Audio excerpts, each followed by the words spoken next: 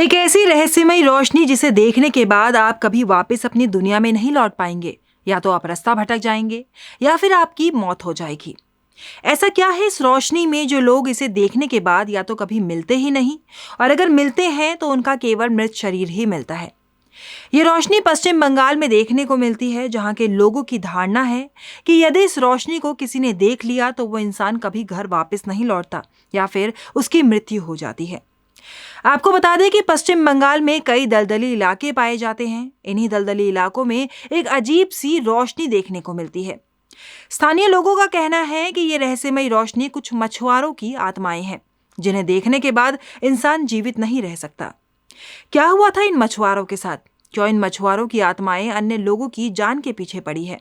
दरअसल कई वर्षों पहले कुछ मछुआरे समुद्र में मछलियां पकड़ने गए थे, जिसके बाद वह एक ऐसी भयानक दलदल में फंसे कि यह मछुआरे रास्ता ही भटक गए और फिर कई दिनों बाद पता चला कि सभी मछुआरे मारे गए।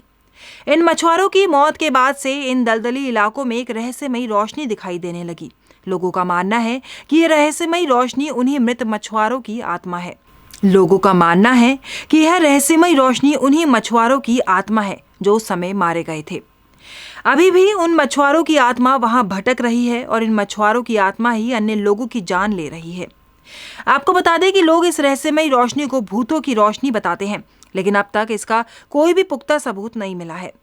लेकिन इन इलाकों में कई मछुआरों की लाशें मिली हैं।